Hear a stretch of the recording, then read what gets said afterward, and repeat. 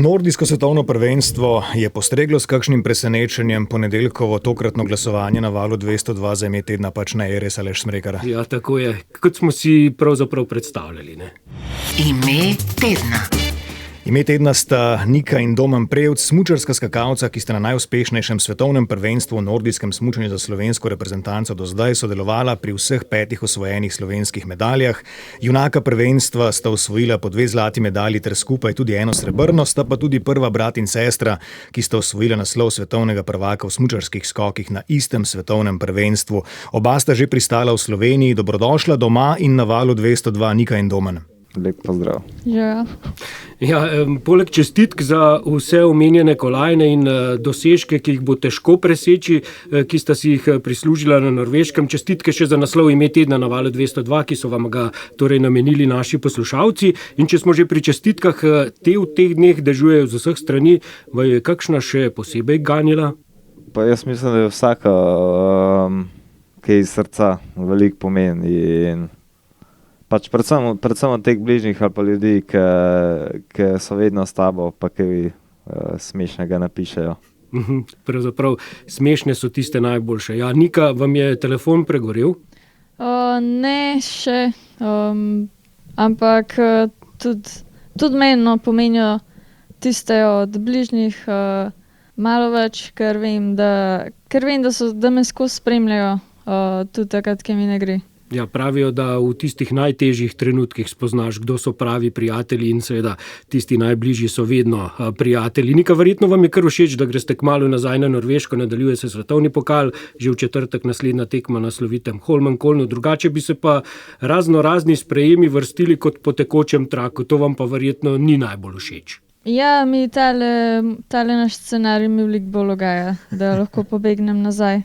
Pa se bo perilo sploh opralo do vaše vrnitve, v sredo greste spet nazaj? Ne, sem se že pogovarjala, da zdaj moram ugotoviti, kdo bo prvi doma, da ga pokličem, da mi obes perilo, ko sem ga zjutraj dala prat. Ker drugače ste vi zadolženi za to, ne? Sem ja. No, marsikaj bomo izvedeli. Domen, ste zaradi naslova svetovnega prvaka spremenili načrte? Slišali smo, da ste imeli namen ostati na Norveškem do naslednje tekme, ali je šlo za kakšno lažno novico? Ne, plan je bil še do včeraj, da ostanem gor, s Kobayagijem so že imela vse, kako bo šla v savno, kjer restauracijo obiskala in pač po medalji so se stvari malo drugače odvile. Se mi zdi spodobno, pošteno, da pridem domov pokazati pač za ljudi, za vse, ki so me spodbujali, ki so bili za mano, da prinesem to pokazati pač 2 leta več v eno smer, 2 v drugo smer, nič časa. Ampak zlata kolajna odtehta to, ne?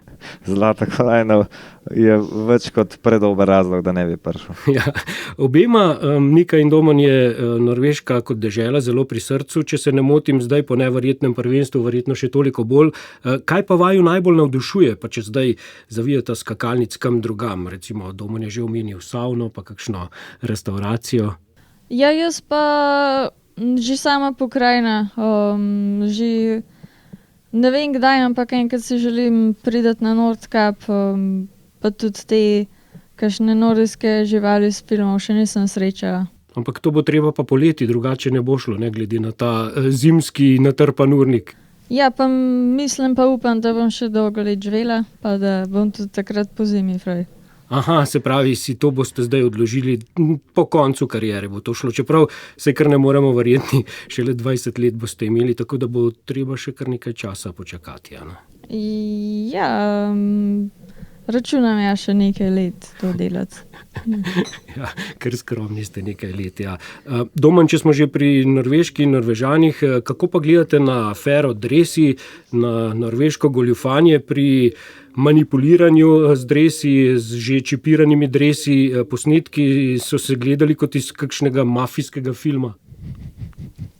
Ja, v bistvu, jaz sem to srečo, da imamo toliko pametne trenerje, da so te stvari od nas tekmovalcev čisto odmaknili in so to stvari čisto v ozadju, v naši nevednosti vse delali in jaz želim, da čim bolj v moje nevednosti te stvari ostanejo, da se čim manj obremenjujem z njimi do konca sezone, se ne tičejo mene, oziroma po eni strani se, ampak se mi zdi, da si bom delal več škode, bolj ko sem beli v glavo s tem in bi rado delal do konca po svojo mentaliteto in to je to. Pač s tem stvarmi se bojo pa drugi obadali, pa drugi odločitve dejali, kako pa kaj. Jaz bi pa, ne vem, po aprila, da se glava sede, da so se pompolog začel tukaj, zdaj bi pa res do konca sezone čim bolj svojim fokusom rad nadaljeval in oddelal tako, kot znam. Ampak Domen, kar se dresov tiče tako ali drugače, je to tema praktično že celotno letošnjo sezono in ni to prva sezona, ko se to tako ali drugače omenja. Pravite seveda, da poskušate te teme odmisliti, se osredotočati na tekme, pa vseeno je vsaj takole deloma kdaj pa kdaj prisoten dvom, so okoliščine enakovredne za vse tekmovalce? To je pač prvo vprašanje. Drugo pa bi bilo, s kakšnimi metodami uspete potem te motivce odmisliti, se osredotočati izključno na svoje skakanje na tekme? Vprašanje pravzaprav za oba. Pa jaz v bistvu, ne vem, jaz imam dosti dela sam s sabo, dosti imam pri sebi rezerv, fokusa, ne vem, pa svoje drese gledam, svoje drese izboljšujem, to, kar meni funkcionira, ker pač so že mi fanti v Sloveniji med sabo vidimo, kaj enemu funkcionira, drugemu ne bo funkcioniralo in pač en rab čisto prijet dres zgoraj, en rab malo bolj ohlapen, še zmeraj znotraj regulativ, ampak ni zdaj to tako, da bi ti zdaj pri enemu tujcu nekaj videl, pa da to zdaj tebi špilal. Pač ni neke čarobne palčke, ker na koncev še vedno moraš zelo dobro skočiti. Avstrijci se mi zdi, da so zelo lep primer, ker pač meni tako kot Čofanik ali pa Jan Horel skačeta je, ne vem, tako kot z igarce, da samo prestav vse, da bi narisal skok in to je to. Ne. In probaš se sfokusirati sam na se in to je to, okolico odmisliš, ampak se pravim, jaz imam to srečo, da imam pri sebi še vedno vsak skok toliko rezerv iščem, toliko si znam glavo sam sabo zamotati, da nimam časa sploh, da bi še na te stvari prav kaj razmišljal, okoli gledal, ampak imam predvsem sam sabo toliko dela, da lahko pa je fokus držim pri sebi. Ja, fokus je največkrat omenjena tudi besedica. Če gremo zdaj nazaj k zlatim nastopom v Trondheimu, Nika, na prvenstvo ste prišli s popotnico neverjetnega niza zmag kot glavna favoritinja za zmago. Kako težko ste se s tem bremenom spopadali? Pozorno sem gledal te vaše nastope, tudi potem pred mikrofonom. Ni bilo lahko, kaj ne? Ne, meni po pravec povedanje šlo blazno na živce, ker so... Ne, in dobesedno sem dobila vprašanje, a boš jutri zmagala. Jaz pa nisem mogla, jaz to težko povem, saj močne so bile vse so si želele medalje oziroma najboljših skokov. Tudi sama sem vedela, da tudi mene odnese kdaj na tekmi in da so lahko hitro pred mano. Pa me je mogoče lih ta jeza še malo bolj porinila v moj fokus, ker sem zoprna, se raj izoliram od ostalih, da komu kaj ne rečem, pa je pa šla tekma super skozi. Pa ste velikokrat zoprni? Samo v izrednih razmerah in v jutranjih urah. Domen se je zasmejal. Boste kaj dodali? Ne, saj Nika zna biti zoprna, ampak je tako rizana, mislim, z razlogom, oziroma, kako bi temu rekel. Vztrajna. Ne, takrat, ko je treba biti jezen, ne. Vztrajna pa vse, ampak se pa jo praviči, pa jo razumeš, oziroma oprost sem bila zoprna in pač zna tudi svoj ego pojesti, če je treba in mislim, zelo spodobno. No, se je drugače v tako številčni družini tudi ne gre. Pa zdaj ne mislim samo na družino Prevc, tudi na skakalno družino. Nika, tudi po zmagi na manjši skakalnici se mi je zdelo, da vam ni bilo pretirano lažje. Kam ste se pa lahko umaknili od vsega, od skokov, od razmišljanja o skokih, od te, recimo zdaj, te volje, te sitnosti?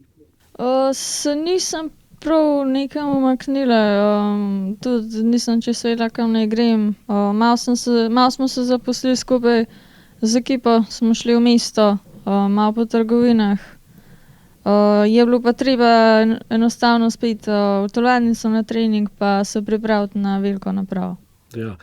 Kakšne viharje ste pa imeli v sebi, navzven čustev navadno ne kažete, smo spoznali pa ob posnetku, ko ste se po odpovedi finalne serije na veliki napravi peljali sedežnico v iztek, tam vas je pa zvilo. Vam je takrat končno odleglo in moram reči, da takrat se človek šele zaveda, da imate samo 19 let, pa pričakujemo od vas, da boste kar podirali mejnike in to z levo roko, ne? Mogoče se je pojlih dejansko še zunaj pokazalo, kakšen vihar je. Je pa tako tudi pri meni, no, ni bilo čisto lahko, ampak kljub temu jaz sem nekako še vsem sem verjameš vase, pa zaradi prejšnjih dobrih skokov. In pač, če si pozitiven, veš, da boš nadaljeval v takem stilu. Domen, vi ste takrat v eni prvih izjav po zmagi dejali, da bo še nekaj časa tole vse skupaj prihajalo za vami. Je že prišlo za vami? Težko bi rekel. Zelo hitro se je odvijalo, se pa zelo hitro smo zdaj nazaj prišli. In saj pravim, jaz raj te stvari ne premljam prav veliko, rad držim svoj fokus. Pač te nagrade, pa to je fajn, da imaš da si iz tega vlečeš motivator čez maj, junij, julij, avgust, ki ga rabeš, ki si rabeš dajati razloge, zakaj rabim jaz le gor hoditi, švicati na teh temperaturah, da se ti že malo blede. Se mi zdi, da je takrat bolj pametno izkoristiti te momente, podoživljati to.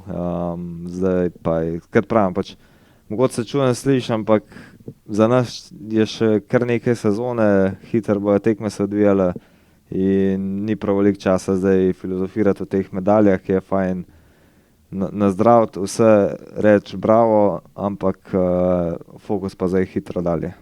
Ja, še dve vprašanji, potem pa vas prepustimo še vsem ostalim. Vprašanja bodo verjetno tudi v nadaljevanju dneva zelo podobna.